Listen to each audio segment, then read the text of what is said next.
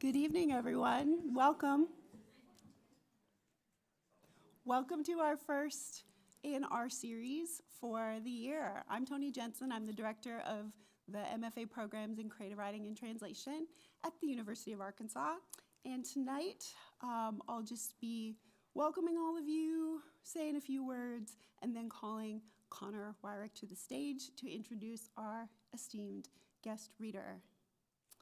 So this event is made possible by the University of Arkansas MFA program in creative writing and translation, the J. William Fulbright College of Arts and Sciences, the Department of English, the Walton Family Foundation, the Fayetteville Public Library, and the James E. and Ellen Wadley Roper Professorship in Creative Writing. And I'm so pleased to see so many of you out tonight for our first event of the fall. And since we have a proper introduction of Andrea coming up, I will go ahead and welcome to the stage Connor Wyrick.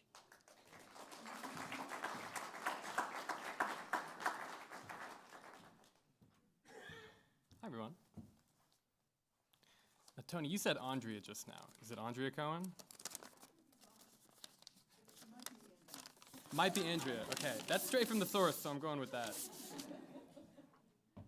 Andrea Cohen's poetry has appeared in such places as The New Yorker, the New York Review of Books, Three Penny Review, The Atlantic, and, many times over, the Arkansas International.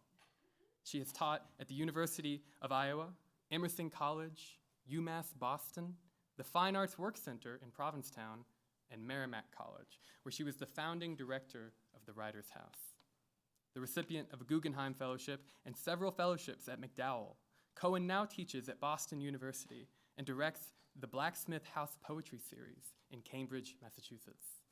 She's the author of 8 poetry collections, including her most recent, The Sorrow Apartments. Everybody, please help me welcome the Arkansas International's Fall 2024 featured reader, Andrea Cohen.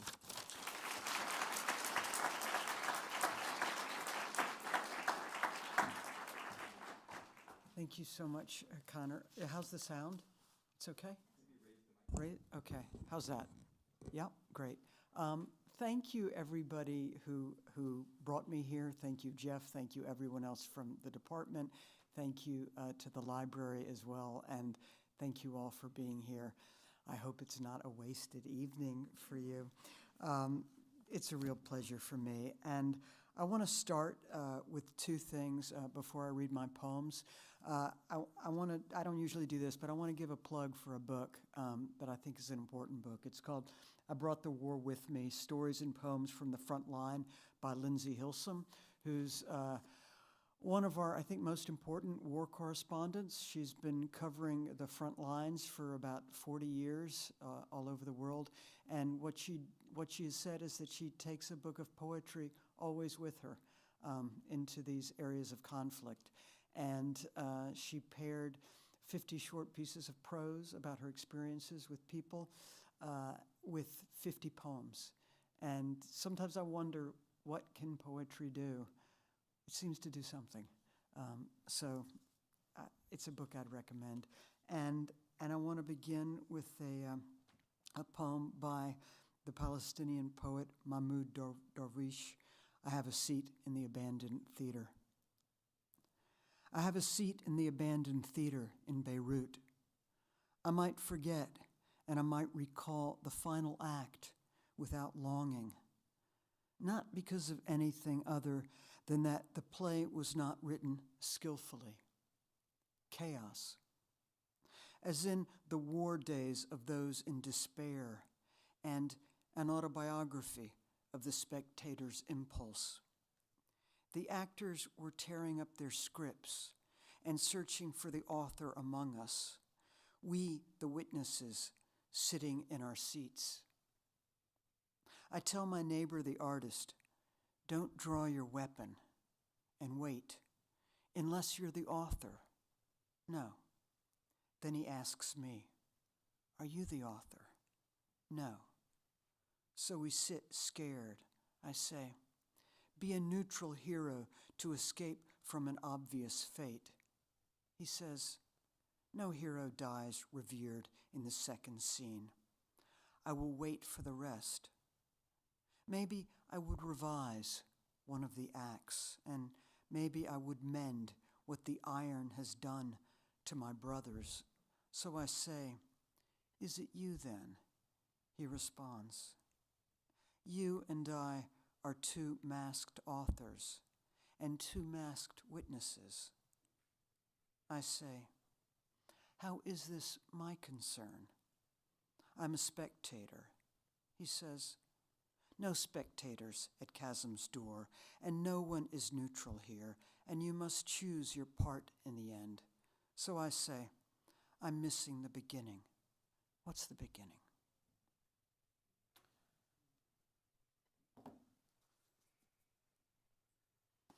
On that light note, I'm going to start with a few newer poems and then move backwards in my oeuvre, not to be confused with my oof if I had an egg on the stage. Yeah. This is called "Losing My Religion." The truth is, I left it on the bus on purpose because I saw someone else's religion there and didn't want it to be lonely. The truth is, you should never begin anything with "the truth is," because then people will think everything else you were saying was false. The truth is, all I wanted was this: to fall asleep with you at the bus station, still holding our coffee cups, still holding our scepters. If you just walked in, you missed the best part, but there's nothing I can do about it. It's downhill. Matinee. Today the part of love will be played by regret. Memory will be played by what if. Tragedy by the saxophonist. Silence will be played by silence. There will be no intermission. And I also want to thank the Arkansas International and everybody involved with that, because it's been such a pleasure to read and to get to have poems in there, and you all made these lovely broadsides also, so thank you for that. On love. You can't climb on top and call yourself conqueror, or straddling whip love into submission.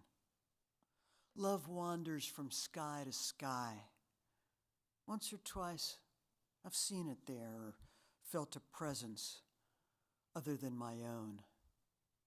A kind of glowing twilight makes before it tires of one place.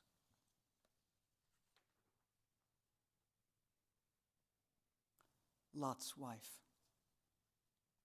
I always get confused. I always think it's Lot's turning around. Lot's wife. I always get confused. I always think it's Lot's turning back that turned her to salt. A whole pillar of it. I always think he's an Orpheus of sorts, though Orpheus was better looking and a knockout on his lute. But Lot? There's not a whole lot we can say in his favor. I have to think his wife had a name other than Lot's wife, that she might have looked back to glimpse the life she had before him, before he offered her daughters to that mob, before what still lay ahead, Lot himself with their daughters, Lot telling everyone how blameless he was. And her conversion? You can see why a woman might opt to be salt over flesh. A pillar goats or camels could lick. A stinging Lot could do nothing with. And then I'm going to read some poems from some books. There's a thing that happens. You get old, and I'm not sure how it happens, but what I know is, when I was 21 and in college, and somebody would come to read poems and they'd have a stack of books, I would think, wow, how does that happen? And it's this thing called time, right? Which, if we're lucky, it's a good thing. So I'm going to read a few from this book, Nightshade, and then, we'll move on. Major to minor. Trains jump tracks, and people from steep trestles leap. Should we worry about that sound? No?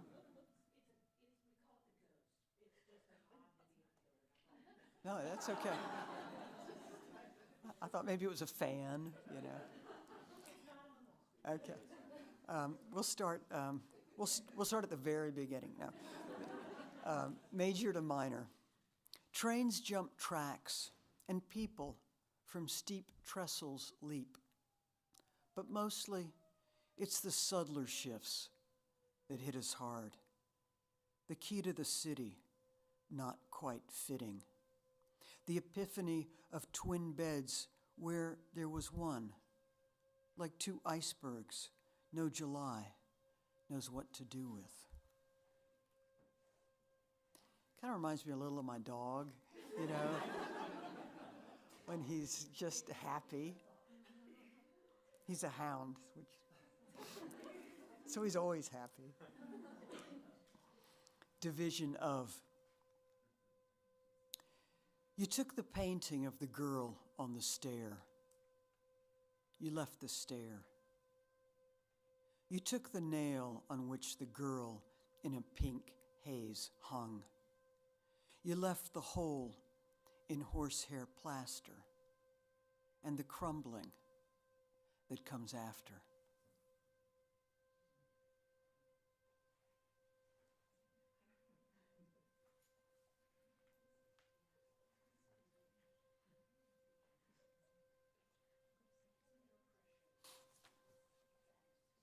It's an exercise in concentration. If we can all concentrate on the sound, we'll hear it. This is called Nightshade. It trades in poison and in balms. We call it bittersweet. What living isn't?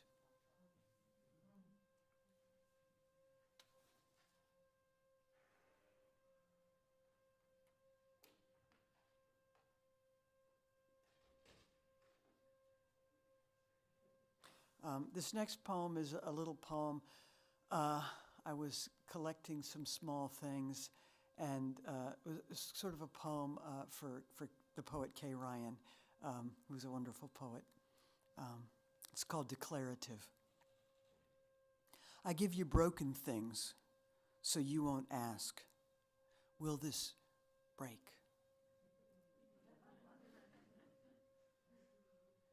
And we know how that ends. Yes, it will. It will break many times over.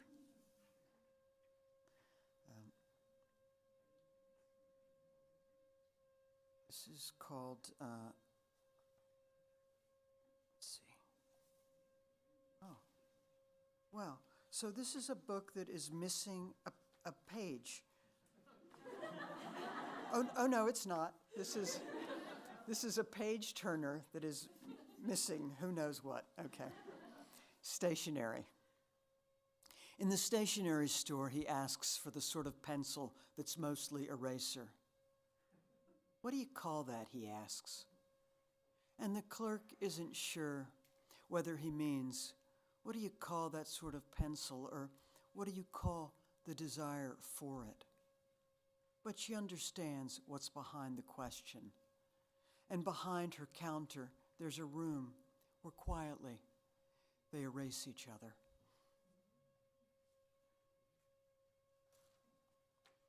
I have mixed feelings about erasure poetry. Sometimes I feel like, there's another end to the pencil,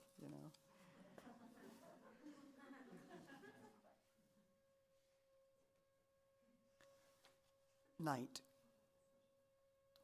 Someone was talking quietly of lanterns, but loud enough to light my way.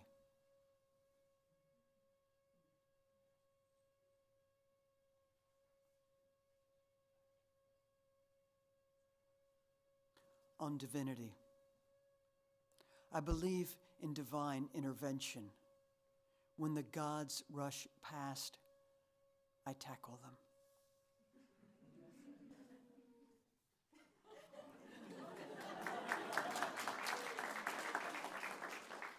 I knew.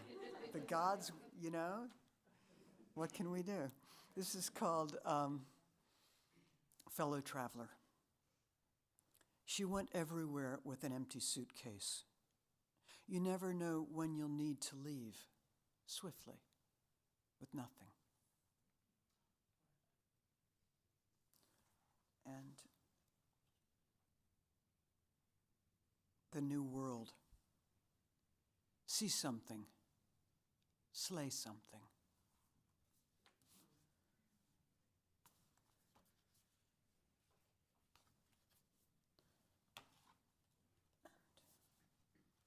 And this is a book with a pretty cover, We never know what's inside, but the covers matter.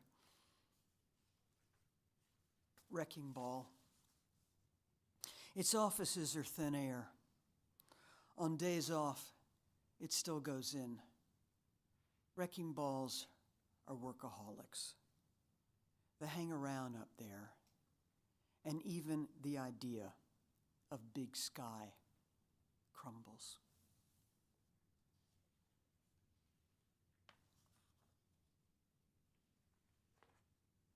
Everything. Everything was beautiful and nothing hurt, Kurt Vonnegut said. Everything was beautiful and nothing hurt, the girl slurred to the artist at the tattoo parlor.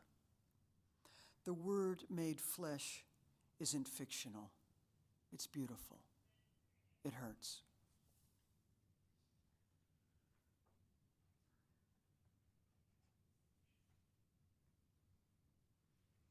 After. After the accident, we had the phrase, after the accident. Also this, before the accident.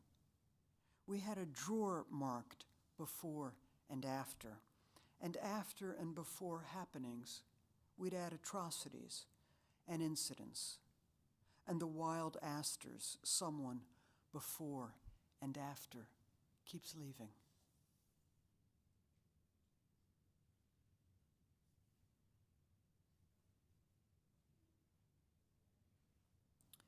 Shiva.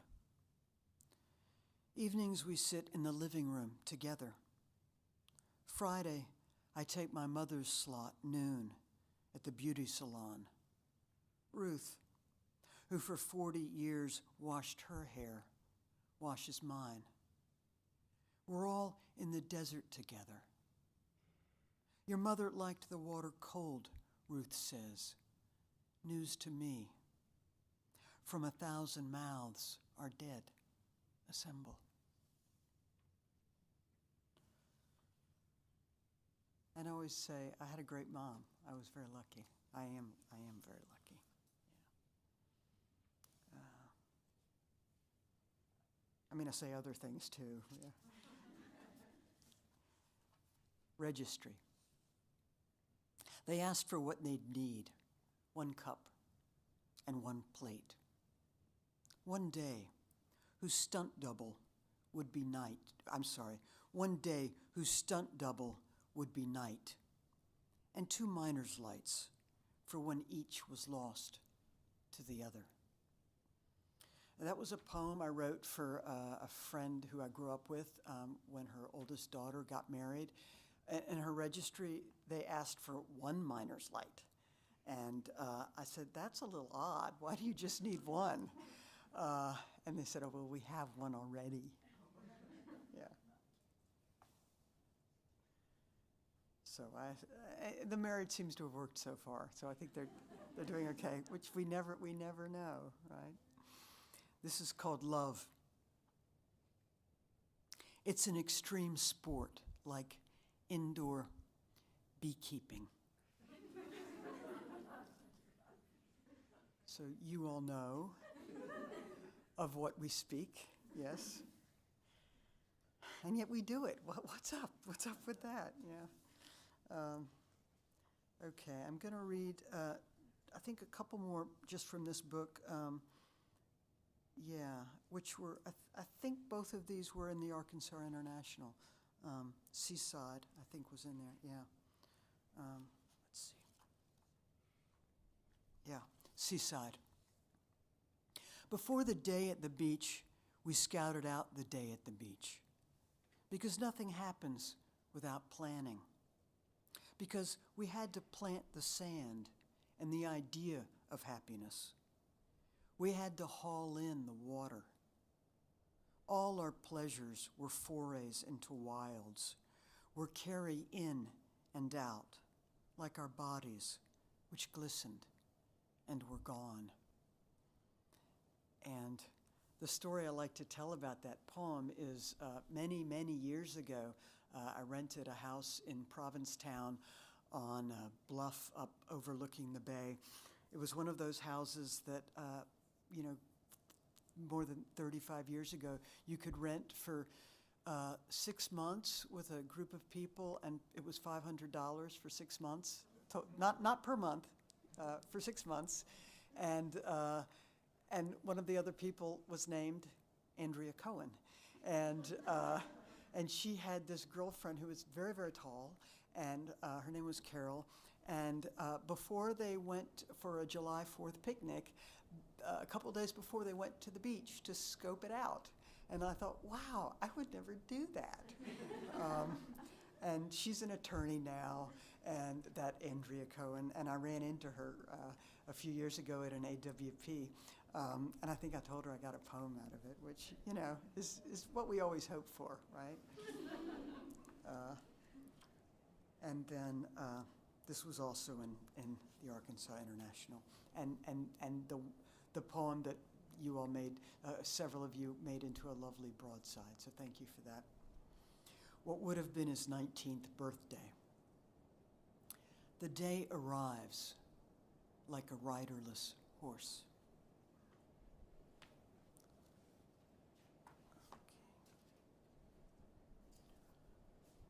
Kind of a sad poem. I start reading these things. A lot of them are quite sad, which is a little ironic because in another life I would have been a stand-up I would have been a failed stand-up comic, but I would have tried, I think. And then I'm going to read some poems from this latest book called The Sorrow Apartments. This is called Something. Something went wrong. That's what the machine says when I call to say my paper didn't arrive.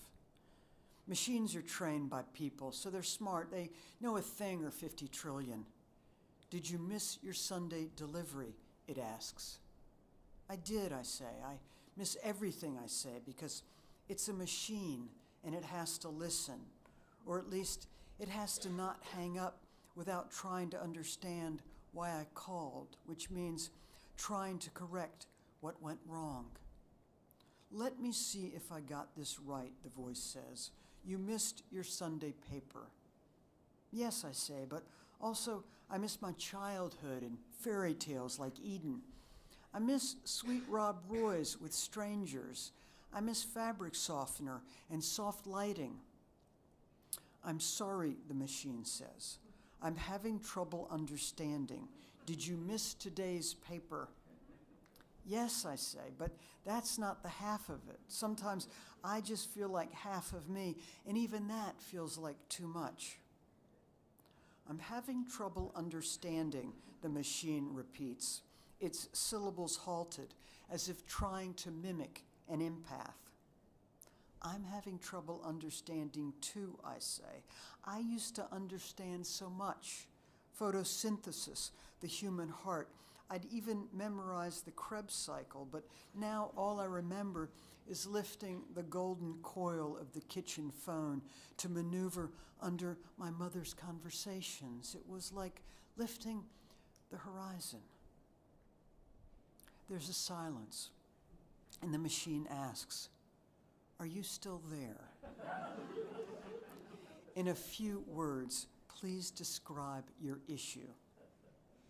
Where do I begin being a minimalist? time, I say. I've got a problem with that. Also, loss and detachment. That's pretty much it. And the news in its sky blue sleeve is meant to be a distraction, isn't it? I ask. More silence. And then, "You miss your mother?" a voice asks. It's a human voice. "Me too," she says.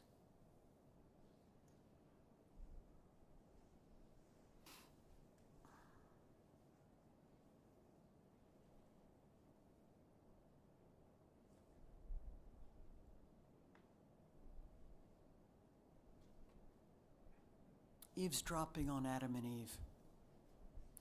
It didn't get interesting until after they'd left. An extended vacation, Adam called it. R&D, Eve said. Whatever. In Eden, they never said so much as pass the salt on account of everything tasting so great there. They were strangers until they left, when Adam confessed, "I felt penned in there," and Eve, forgetting how naked they'd been, said, "I was always waiting for the other shoe to drop." Now they're both cobblers. Now they have so much to talk about. Whether to spring for heat or vaccines, whether to call their interiors climate or weather, when the next ice age might hit. Adam pours himself another hieroglyph and asks, "What does it all mean?" And Eve does what she always does, wraps herself boa-like around him and holds the camera an arm's length above for a "this is us" moment for the snake they miss so much.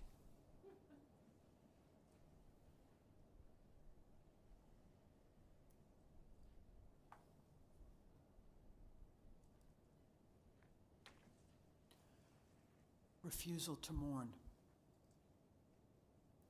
In lieu of flowers, send him back.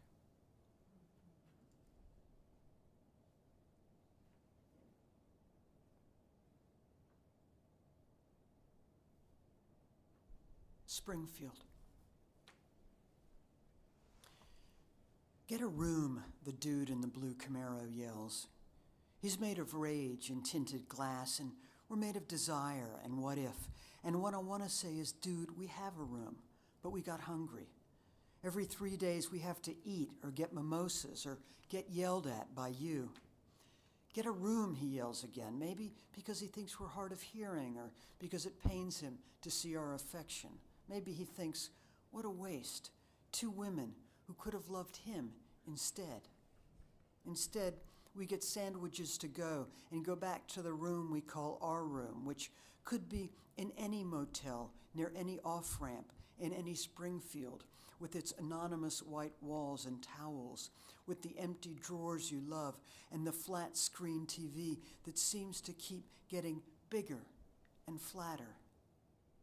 And since we're taking inventory, let's don't forget the bedside Bible and the red pen tucked inside, as if we might be inspired to make corrections. And come to think of it, I would like to make some changes in how things turn out, how they turn on a dime or over time crumble. Instead, I listen to you read aloud from the pamphlets you found in the lobby. Fun fact, basketball was invented in Springfield, Mass., as was vulcanized rubber. The man who wrote The Cat in the Hat was born here.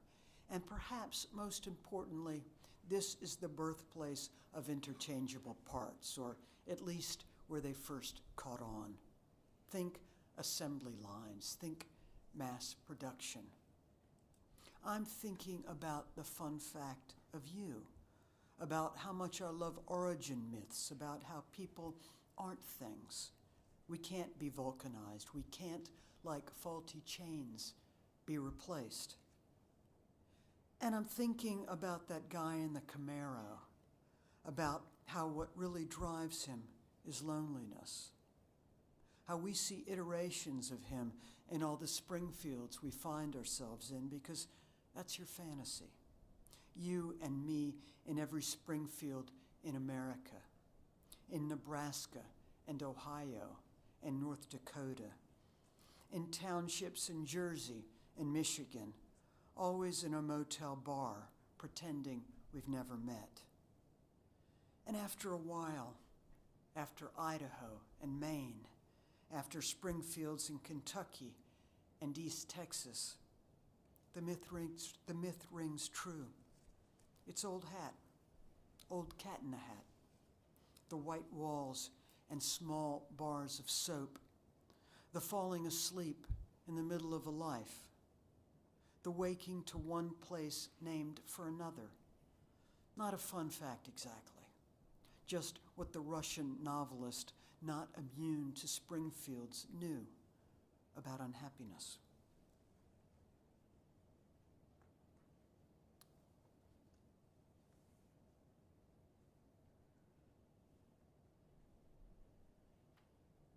So normally when I would do some tap dancing, forgot my tap dancing shoes. Okay. Emergency chocolate cake, which is a real thing. I don't know if you all know that. We may need to make some, but anyway, emergency chocolate cake. It's the cake we bake in wartime, without eggs or milk, without flour or chocolate. We bake it without ovens or pans. It's hard to imagine sitting around the bombed-out kitchen table, eating it without hands, without a mouth, without saving the recipe for some knucklehead in peacetime, in uniform, gung-ho, to reenact everything we went without. Has anyone here participated in reenactments of battles? Okay, I was going to ask to learn about it, okay. Never mind, I haven't either. Yeah. Maybe, hopefully not actually, or actual wars, yeah. Okay, I'm going to read maybe one more from this and then do something else. Yeah.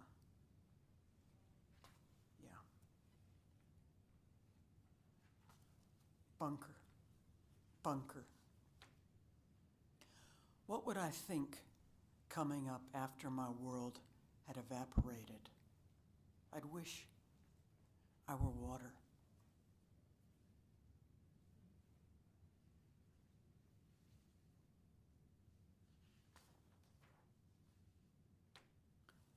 Survival story. How do the myths keep us warm?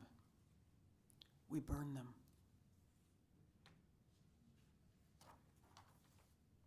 Sway. Trees are made to sway and stay. We're made to gaze up and wonder why no one made us that way.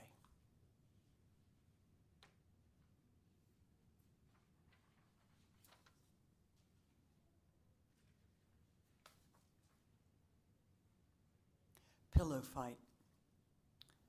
Neither pillow recalls why they were fighting.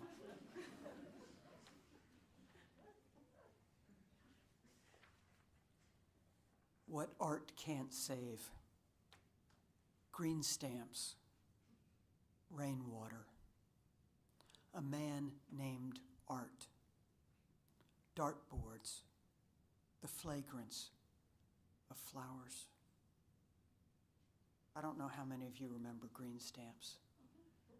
Like 5, 6, don't be shy. Okay, yeah, it was a thing. Ask your great-grandparents. They will tell you, yeah. You could get some really good stuff. Bio. Andrea Cohen is and will be, was. Shepherd. Without my sheep, I'd be lost. Introduction to color. It fades. Selfie stick. I'd rather have a carrot.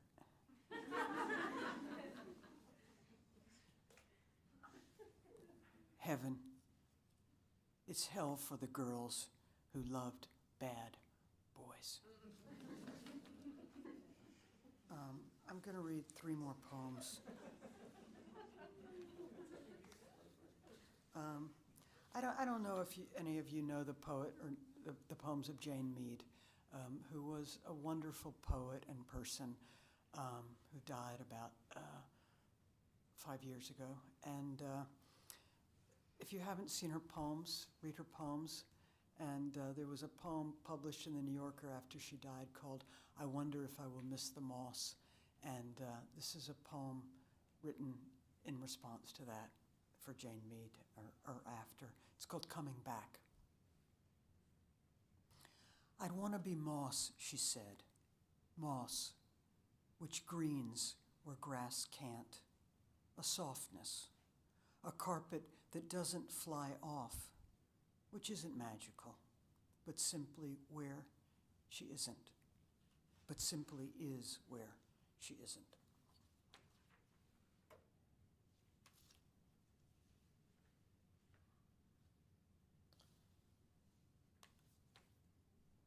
Alcatraz. How quickly one gets from A to Z. How swiftly one says everything there is to see. These bars, for instance, and the flexible fencing of sharks, and how impossibly far it is, this life, from that. And actually, I'm going to read 2 poems because one of these, I believe, if I'm not incorrect, Jeff, was inspired by a poem in the Italian anthology, Cavalli, Melon, yeah, okay. So I'm going to read this. It's called Melon after Cavalli. That melon that didn't remind me of anything. Can we have that again? And so thank you for being here. This is called Sugar. What was the name of that bar? Was it really the Sugar Club? Is it still there? Who were we with running in from the cold and wind? And you could still smoke in bars then. You could still go home with 6 cartons of smoke in your hair. We all had hair for days then. Our hands got lost in it, and our faces, and how crowded the bar was, and hot too. And I liked running and being useful, and ran back to the blue Chevy Nova to stash our coats in the trunk, and ran back, and Lush Life was playing, and Bowie, and yelling to be heard, and the lights in the bar flashing, because that part of the night was ending, and out we went to the street. It was Hoboken. It was 1983, right before Christmas.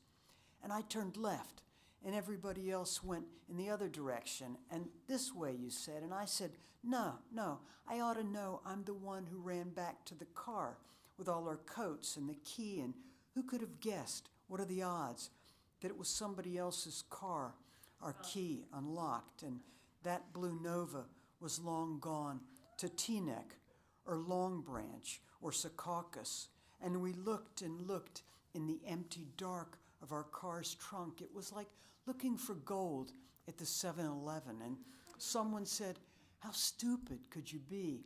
And it wasn't a question. And one of us couldn't stop crying, knowing someone had her yellow coat and maybe her whole life to come. And what are the odds? 40 summers later, here we are on a hilltop in Italy. And you tell the story. But in this version, it's you and your pals from high school in Maplewood, Joey and Emma and Gabe. And what's his name? And as it happens, it happened before I ever knew you, you say. So I was never there. And the name of the place was Sugar Reef on 2nd Avenue in the city, not in Hoboken. And down there in the dusk of the valley, lights are coming on. And above us, swallows and clouds like threads from a jacket unraveling. And from some hidden speaker, Lady Day is singing, sugar. I never maybe my sugar. Maybe, as an action item, imagine. And if I never was here, please, please, don't tell me.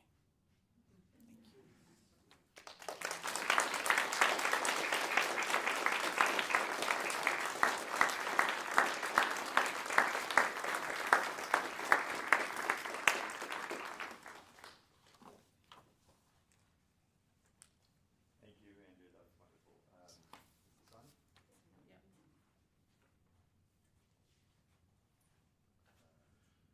How about? Is that on? So Andrea has graciously agreed to answer some questions. If anyone has some questions, and I can bring the mic to anybody who would like to ask a question.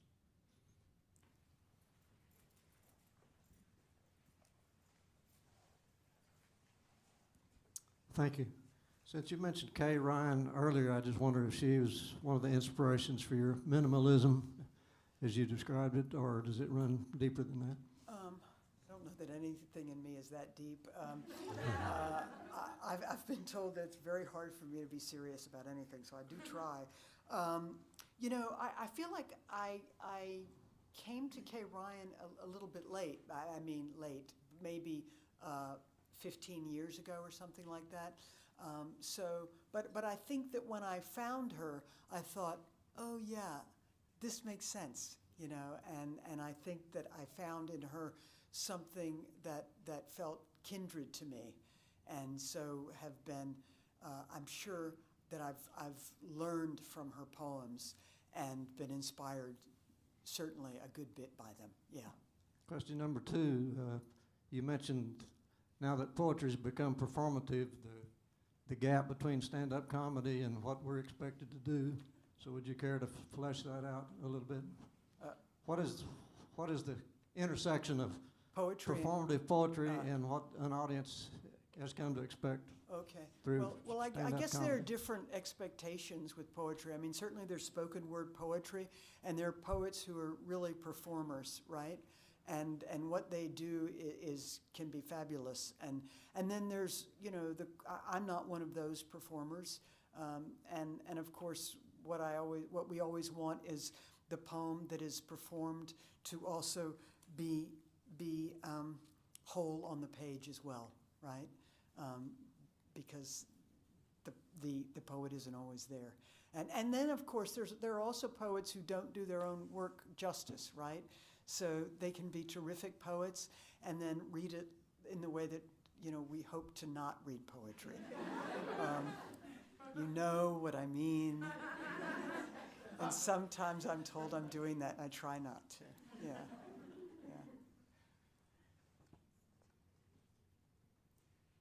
Any other questions? Hi, Andrea. Thank you for being here. Thank Can everyone hear me? So I've been thinking a lot about titles recently, both poem titles and then poetry collection titles. And I love the title, The Sorrow Apartments. I think that's such a great one. I was wondering if you could talk about both what inspired that collection title and then in general, sort of your process for titling things. Sure.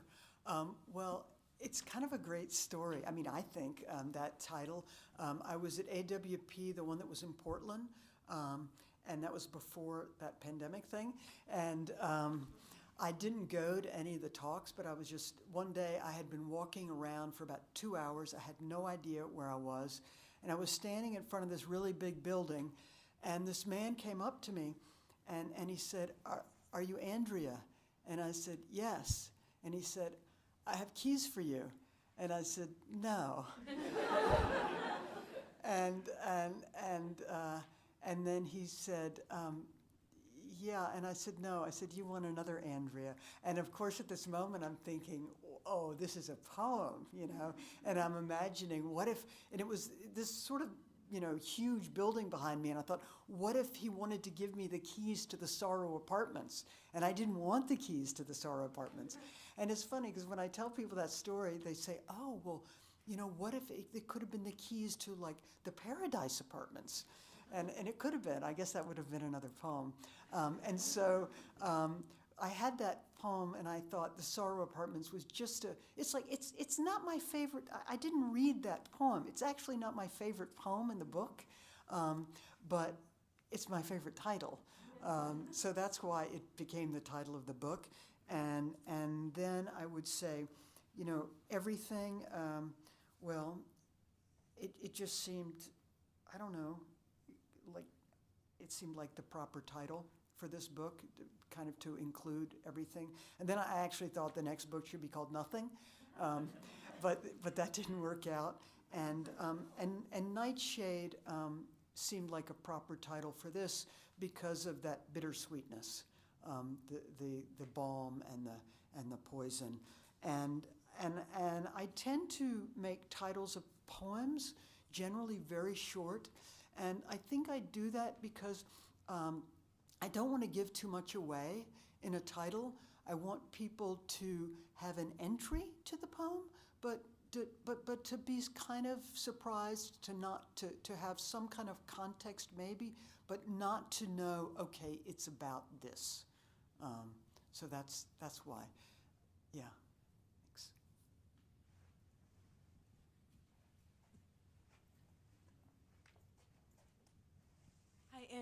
Hi, Andrea. I'm Claire. I'm a poet in the program. And something I really admire about your work is you have a lot of really excellent, very short poems. And it really feels like every word is so essential in those, and the energy, like the language really contains like a springy kind of energy. And I know for at least me personally, when writing short poems is very difficult because to say something in like that little space. So I was wondering kind of like what your process for those is, if you like end up trimming stuff down a lot, or if those images like kind of just come to you in their sharpness. I'd say mostly they kind of just appear, and then there might be a little bit of tweaking, but for the most part, they kind of happen like that. I have described them as it just kind of feels like something's falling in your lap. But also it comes from like thinking about a word, and that a word that interests me. And then just kind of, it's almost like having a little stone too, and you turn it around, you turn it over and over, and all of a sudden it says something to you. Yeah. Thank you. And I also do stand up, so I want to talk to you after. Okay. Well, I want to bow down to you. There's somebody going to tell you if Claire didn't. There's somebody behind you. Hey, Andrea. My name is Blake. I'm just some guy. I don't do stand-up. So my question to you... Not yet. Not yet. I'm on my way.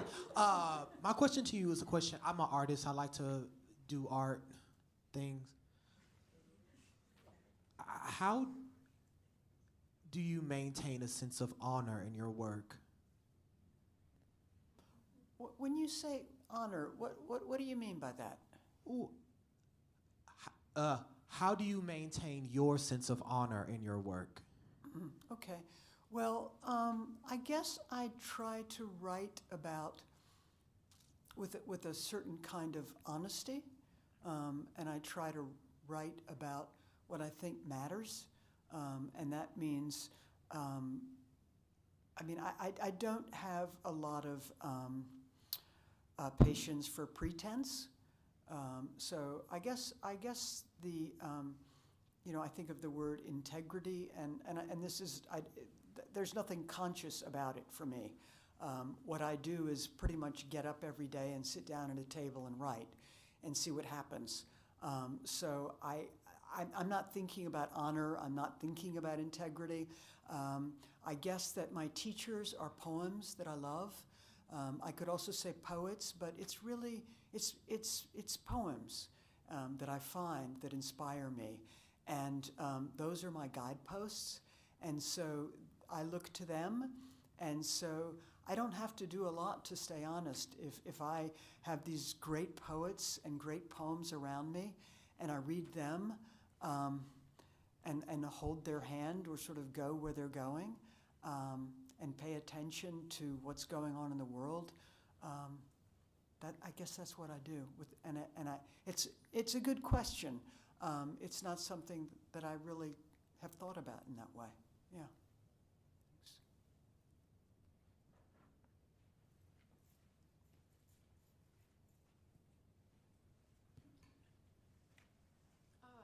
Hi, my name is Sarah, and I'm going more towards like science, but I've always like loved writing. It's just something in my brain. I wanted to know like what drew you towards, like what made you know that you're a writer? What drew you towards it as a career and as like a life path for you, and how did you go towards that path? So when I was a kid, I would walk in the woods with my dog and sing little songs, I think, and make up little stories, and spent a lot of time just sort of probably just hanging out with my dog. And I liked people as well enough, yeah. And I started writing poetry very young, and in junior high, and in elementary school, junior high, high school, I wrote poems, and then I went to college and wrote poetry. And I was just telling Jeff earlier, Philip Levine was a poetry teacher of mine in college, and he told me there was such a thing as graduate school for poetry. He told me where to apply, where to go. So I did that and got involved with a reading series when I was in college, and have been involved with that for, a long, long time. That same series, which is now 52, in our 52nd season. And I have to say, it wasn't a conscious choice. I didn't wake up one day or, plot a path. I have never had any plan about what to do. It's just what I always did. And so it's surprising to me to realize that I have, this much time has gone past, and I've been kind of just doing this one thing. And for a lot of years, I do some teaching now, and I've been doing some teaching for maybe about 14, 15 years. But before that, I just earned a living doing writing and editing, which allowed me to do what I wanted to do. There was no plan. I got to do what I love, so I feel lucky. Yeah. And I don't think the things are mutually exclusive, science and art. I think they're all, together. Yeah. Any other questions? Answers. Anybody have answers? Answers. Anybody? Well, that being the case, I want to thank you, Andrea, for a wonderful reading and for coming and talking to us. Thank you. Thank all of you for coming. And Andrea will be available to sign books afterwards, should anybody have any books you wish her to sign. Thanks.